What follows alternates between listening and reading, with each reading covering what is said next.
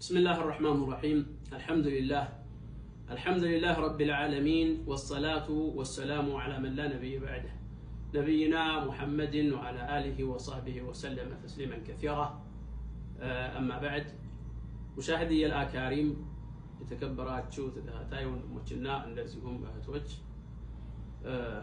ዛሬ ላስተላልፍላችሁ የምፈልገው فيما يتعلق የሰው ልጅ ያው እንደሚታወቀው ምን ጊዜም ምቾትንና መልካም ነገርን ብቻ ነው የሚመኘው። የተለያዩ ነገሮች ግን ሲያስጨንቁት፣ የተለያየ ሁኔታ ሲያጋጥመው ምን ይበቃኛል፣ ምንድነው መላዬ ብሎ ይጨነቃል። እንደሚታወቀው እንግዲህ ሰሞኑ በሀገራችን ላይ ያለው የዶላር ጭማሪ የዚህ ችግር ያመጣው ችግር ሰው በጣም ካቅም በላይ እየተጨናነቀ ኑሮ ተወደደ ምን ወዘተ እያለ ነው። ስለዚህ ለዚህ ሁሉ መፍትሄው ምንድነው ወደሚባል ሲመጣ ወደ አላህ Subhanahu Wa Ta'ala መመለስ ነው። ዱንያ ላይ የሰው ልጅ ዘላለም አይኖርም። ተቃላይ የተወሰነ ጊዜ ዱንያ ላይ ኖሮ የቸገረውም የደላውም የተራበም የተጠማም ዱንያን ለቆ ይሄዳል ማለት ነው። ስለዚህ ይሄንን በምን አይነት መልኩ መረጋጋት እንችላለን ወደሚለው ስንመጣ ሀብትም ንብረትም ዱንያም ሁሉ ነገሩ ጠፊ ነው። ተውሂዳችንን ብቻ አጠናክረን በአላህ Subhanahu Wa Ta'ala ያለንን እምነት አጠናክሮ ይዞ የሰው ልጅ ተውሂድ ካለው ይሄን ሁሉ ፈተና ማለፍ የሚችለው ፈለገ ነገር ቢሆን ቢመጣ የማያንቀጠቅጠው ነገር ቢኖር ተውሂድን አጥብቆ የያዘ ሰው ነው። ከዛ ውጭ ያለ የሆነ ነገር ኮሽሽ ባለ ሰዓት ምን ጊዜም ጭንቀትና መከራ ነው ማለት ነው። አላህ Subhanahu Wa Ta'ala ምንድነው የሚለው? ይሄ የአላህ ሕክማ ነው። لتعلموا أن الله على كل شيء قدير وأن الله قد أحاط بكل شيء علما ይላል። አላህ ማንኛውም ነገር ሲመጣ ሲከሰት ችግሩን ፈተናው አናውቅም። ከጀርባው ምን ይዞ እንደሚመጣ ስለማናውቀው ዝም ብሎ አላህ ያመጣውን ነገር ሁሉ መቻል ነው። ይሄ ሲሆን ግን فعلم أنه لا إله إلا الله فعلم أنه لا إله إلا الله واستغفر لذنبك وللمؤمنين والمؤمنات ይላል። اعلموا أن الله شديد العقاب وأن الله غفور رحيم። የተለያዩ ችግሮች በመድር ላይ በሚከሰቱ ሰዓት እነዛ ነገሮች በራሳችን ስህተቶች የሚመጡ ናቸው። አላህ Subhanahu Wa Ta'ala የሰው ልጆችን ማስተካከል ሲፈልግ ነገሮች አንዳንድ ጊዜ እንዳልሆኑ ይሆናሉ። አያያዙ ጠንከር ይላል፣ ይበቃቸዋል ያለ ጊዜ ደግሞ አላህ Subhanahu Wa Ta'ala አዛኝና የርህራሄ ባለቤት ስለሆነ ነገሩን ገርበገር ያደርገዋል። አላህ ነገሩን ሁሉ ገርበገር ያደርግልን ብሎ ወደ አላህ Subhanahu Wa Ta'ala መመለስ ነው የሚያዋጣው። የሲነገረው ግን ተውሂድን አጥብቀህ ያዝ፣ ሁሉም ከአላህ የመጣ ነው አብሽር ሲባል እኔ አልሰማም ማለማም ብሎ ጆሮ ዳባ ልበስ ብሎ ዘወር የሚል ሰው ካለ አላህ Subhanahu Wa Ta'ala فإن توليتم ብታፈነግጡ فاعلموا أنما على رسولنا البلاغ المبين ይላል። እንግዲህ በመልእክተኛው ላይ ያለው ነገር ይሄንን አድርጉ ብሎ ማለት እንጂ እጅ ጠምዞ አስገድዶ እንትን የሚል ነገር የለም። ግልጽ አድርጎ የተላከውን አንድ ሰው ማስተላለፍ ነው ያለበት። ይሄን ብሎ ማለት ምንድነው? ኢፍራዱላሂ ቢልዒባዳ አላህ Subhanahu Wa Ta'ala አንድ አድርጎ ማምለክ ነው። ከዛ በኋላ ነው መረጋጋት ሁሉ የሚመጣው። ሰው በተውሂዱ ላይ በሚጠነክር ሰዓት ሁሉ ነገሩን ማሸነፍ ይችላል ማለት ነው። فالله جل في علا በሱረቱ በቀራ ከአንቀጽ 21 ጀምሮ እስከ 22 ድረስ እንዳስቀመጠው ምንድነው የሚለው? يا أيها الناس እናንተ የሰው ልጆች ሆይ يا أيها الناس اعبدوا ربكم الذي خلقكم እናንተን ምንም ከሌላችሁበት ያስገኛችሁን ጌታችሁን አምላካችሁን ለሱ ብቻ ተገዙ። والذين من قبلكم ከናንተም በስተፊት የነበሩ ፍጡሮችን የፈጠረ የሆነ ይሄን በመታደርጉ ሰዓት لعلكم تتقون ጌታችሁን እምትፈሩ ትሆናላችሁ። የመጣ ቢመጣ ሰው አላህን የሚፈራ ሰው እንደ ጠንካራ ጋራ ነው የሚሆነው፣ ቅንጭ አይልም ማለት ነው። ይሄ በሚነገረው ታዳ ጊዜ አንዳንዱ ምን አይነት ጌታ ነው እያለ ጥያቄ ለማስነሳት የሚፈልግ የፈጠረው ጌታ ማን እንደሆነ የማይረዳ አለ። እንደዛ አይነቶቹ አላህ Subhanahu Wa Ta'ala ምንድነው የሚለው እዚሁ ነው ነግራችኋለሁ። የኔ ማንነት እናንተ ማታውቁ ከሆነ እስኪ ራሴን በራሴ ላስታውቅ።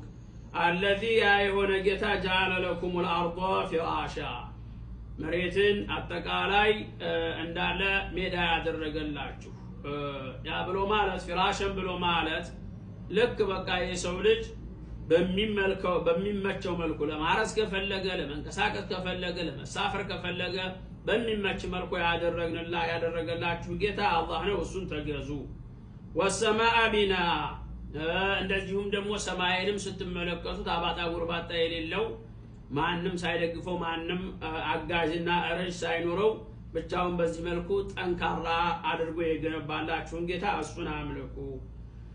ይህን ካደረገ በኋላ ወአንዘለ ሚነ ሰማይ ማአን ፈአኽረጀ ቢሂ ሚነ ተመራቲ ሪዝቀን ለኩም እናንተ ምንም ሳታስቡና ምንም ዕውቀት ሳይኖራችሁ ሰማይን ከገነባ በኋላ ከሰማይ ደግሞ ምን የመሰለ ውሃን ከሰማይ በማውረድ በቃ አለቀልን ድርቅ ሆነ ተሰደልን ይረውላችሁ በሐሳብ ከተሰመጣችሁና ከጨነቃችሁ በኋላ ድንገቱን ከሰማይ ዝናብን አውርዶ የተዘራ ያልተዘራውንም የተለያዩ ሲሳዮችን ለእናንተ ለእንስሶቻችሁም ያበቀለ የሆነውን ጌታ እሱም ብቻ በብቸኝነት አምልኩ።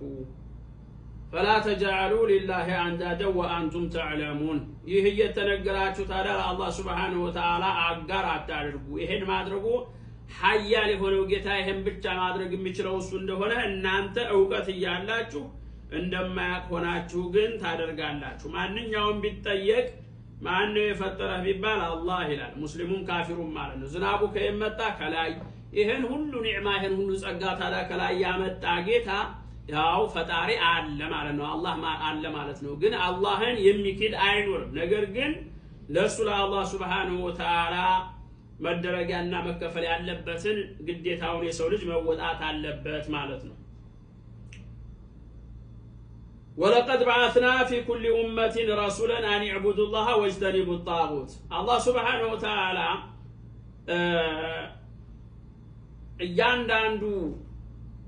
እያንዳንዱ ትውልድ መልእክተኛ ልኮለታል ማለት ነው። እያንዳንዱ ኡማ እነዛ ሁሉ ይዘውት የመጡት አጀንዳ ምንድነው ወደሚባለው ሲመጣ አላህ Subhanahu Wa Ta'ala እሱ ብቸኛ አምላክ እንደሆነ እሱ ብቻ ፈጣሪ ራዚቅ እሱ ብቻ እንደዚሁም ደግሞ ሐይም መይትም የሚያደርግ እሱ ብቻ መሆኑን ሙሉ በሙሉ ለማስተማርና ለማሳወቅ ብቸኛ ተደርጎ የሚመለክ ጌታ እንደሆነ ለማምለክ ነበር የመጡት። ለቀድ ባዓትና በቁርጥ ለከናል في كل امه رسولا እያንዳንዱ ትውልድ እያንዳንዱ ጄኔሬሽን መልእክተኛ ልከለታል።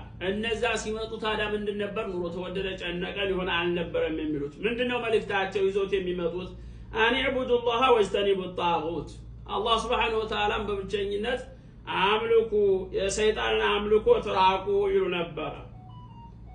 ና ይሄን ነበር ማለት ነው። ሽርክን ተው። ሽርክን የሰው ልጆች በሚርቁ ሰዓት አላህ Subhanahu Wa Ta'ala የሚፈልጉትን ነገር ሁሉ ያደርግላቸዋል ማለት ነው። وما أرسلنا من قبلك من رسول إلا نوحي إليه أنه لا إله إلا أنا فاعبدون እያንዳንዱ መልእክተኛ ሲላክ ያ መሐመድ ሆይ ልከን አላክንም እያንዳንዱ መልእክተኛ የሚላከው ሁሉ ይዞ የሚመጣው መልእክት ምንድን ነበር? አላህን በብቸኝነት አምልኩ ከሱ ውጭ የሚመለክ የለም እያሉ ነበር የሚሉት። ሁላቸውም ይሄን ነበር። ስለዚህ إنه لا إله إلا أنا فاعبدون لا معبود بحق سواه هذا الذي بعث به الرسل ما بعث الرسل لتقرير توحيد الربوبية لأن هذا موجود لكنه لا يكفي بل بعثهم لتوحيد الألوهية الذي هو إفراد الله تعالى بالعبادة وهو دين الرسول كلهم من أولهم إلى آخرهم إنه لا تشومي النبر ما استلالفوت مالتنا وليلا وتعالى سورة النساء من الملكات إن أوحينا إليك كما أوحينا إلى نوح والنبيين من بعده الآن ሁላቸውም ይዘው የመጡት መርህ ምንድነው ወደሚለው ስንመጣ አላህ Subhanahu Wa Ta'ala በብቸኝነት እንዲያመልኩ ነው ይሄ ሆነው ለምንድነው ወደሚባለው ሲመጣ የሰው ልጆች የጌታቸውን ኃያልነት የጌታቸውን ማንነት የጌታቸውን ታላቅነት ያወቁ ሲመጡ የአላህ Subhanahu Wa Ta'ala ተውሂድ በውስጣቸው እየተረዱ በሚመጡ ሰዓት ኑሮ ተወደደ አባት ሞተ እናት ሞተች ተሰደደ ምድር ቢቃጠል ራሱ ጣጣ የለው በቃ ኢና ኢላሂ ወኢና ኢለይሂ ራጂዑን እያለ ያለውን ነገር ተቋቁሞ የመቻቻል አቅሙና ብቃቱ እየተነከረ ይመጣል ተውሂዱ ግን ከመጀመሪያ መሰረቱ የሌለ የተሽመደመደ የተልፈሰፈሰ አቋም ያለው ከሆነ በሆነ ባልሆነው ነገር